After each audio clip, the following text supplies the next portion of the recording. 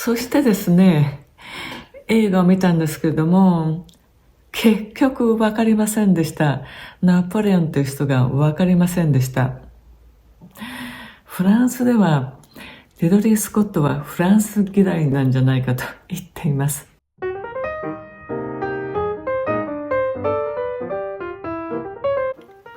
ナポレオン。これはナポレオンの伝記、歴史エピックものです。2時間38分です。監督がレドリー・スコット。エイリアンとかブレードランナーの監督です。そしてナポレオン演じるのがホアキン・フェニックス。ですから私はとても期待してこの映画を見に来ました。どういうナポレオンになっているか興味津々でした。ナポレオンは1789年のフランス革命の後、フランスの政治は混乱していました。それに乗じてイギリス、オーストリア、ロシア、列強がフランスを虎視眈々として狙っていました。そしてナポレオンは軍人からフランス皇帝になった人です。彼は61回戦争したんですけれども、それと同時にフランスを整備したんですね。今見られるパリはナポレオンが整備しています。そしてナポレオン法廷というものを作りました。法典。これ法律ですけれども、これはとても斬新だったんですね。後、ヨーロッパのいろんな国が真似しました。それまでは王様の政治だったんですよ。だから庶民に権利はなかったんです。ナポレオン法典は法の前の庶民の平等、人々の平等というのを唱えています。そして宗教の自由、そして所有権の確保。それまで平民は所有権がなかったんですね。王様のものだったんです。ですから、どういう人かな、ものすごい野心の人だったっていうのはわかりますよね。だけどそれと同時にナポレオンの評判はそんなに良くないんです。背が低くて、劣等感の塊みたいに言われることもあります。ですからね、ナポレオンを何が突き動かしていたか、フランスへの愛国心か、単なる戦略好きか、戦略がうまかったんですね。で、自己愛か、妄想狂か、優越感か劣等感か、それともジョセフィーン、彼の奥さんですね、ジョセフィーンへの愛か、どういうふうにナポレオンが描かれているか、興味津々で見に来ました。そしてですね、映画を見たんですけれども、結局わかりませんでした。ナポレオンという人がわかりませんでした。この動画では歴史的な事実をお話ししますが、映画を見る前は何も知りたくないという方にはネタバレになるかもしれません。この映画には5つの戦闘シーンがあります。スケールが大きくて迫力があります。迫力です。そしてとてもリアルです。泥まみれ、血まみれです。馬もどんどん負傷します。5つの戦いのうち2つが主な戦いで、1つがアウステルリッツの戦い。これはオーストリアとロシアと戦います。これはナポレオン軍が敵を湖の上に追い込むんですね。氷が張っていて雪が降ってるんで、敵はそれが湖と気がつかないんです。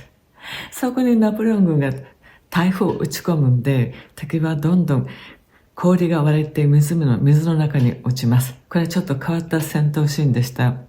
そしてもう一つがワーテルローの戦い。これはイギリスが攻めてくるんですね。これが一番スケールが大きかったんですけども、これは何と言ってもナポレオンの負け戦ですから、ちょっと長いと感じました。この戦闘シーンの合間にナポレオンとジョセフィーンの関係が描かれます。この関係がちょっと異常とも言える愛憎関係でした。サドマゾ的パワーゲームがあり、パワーのシフトがあります。で、会話もちょっと狂気じみています。そして傍若無人のセックスがあります。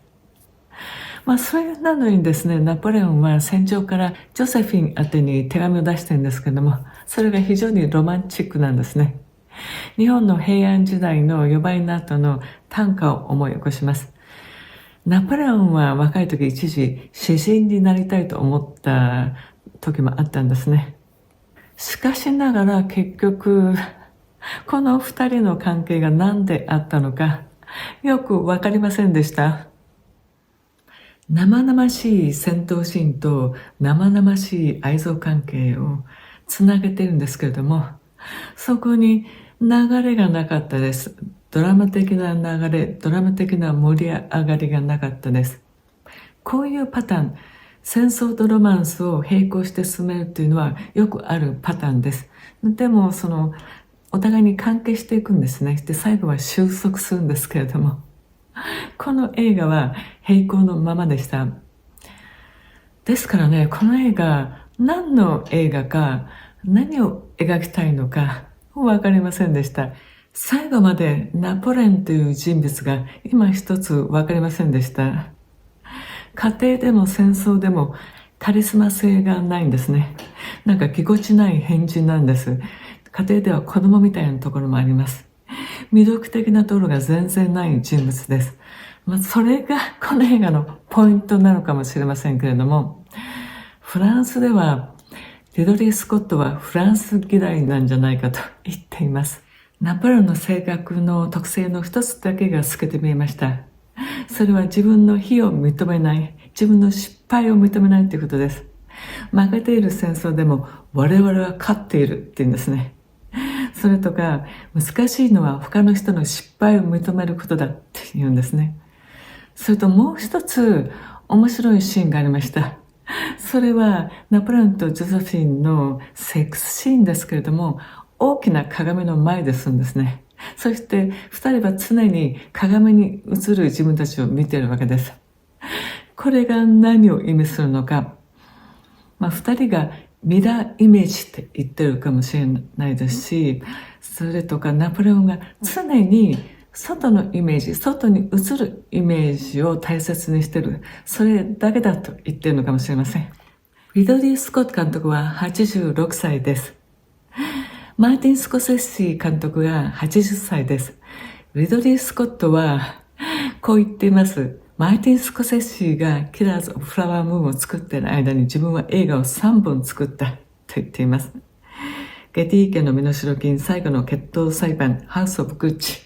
この3つとも興行的にはいまいちでしたけれども、パワーのある面白い映画でした。黒澤明監督が80代になってこうおっしゃっています。この年になって自分は映画の新しい可能性に気がついたとおっしゃっています。宮崎駿監督もそうですけれども、リドリー・スコット監督も今までの映画のルールを壊した、自分の映画を壊した何か新しいものを求めているのかもしれません。ナポレオン。この映画は今一つわかりませんでしたけれども、楽しみました。戦闘シーンもセックスシーンもホアキン・フェニックスの開演も楽しみました。この映画はキラーズ・オブ・ザ・フラワームーンと同じく Apple Plus 提供です。ですから一般公開が終わると Apple Plus でしかご覧になりません。こういう CG に頼らないスペクタクルな映画はなかなか作られませんですから、ぜひ劇場でご覧になってください。ナポレオン。私の評価は B です。ツイッターの方でレビューしてない新作や日本公開前の新作、また私の見ている映画、そしてスイスでのブログみたいなこともしています。そちらもご覧になってください。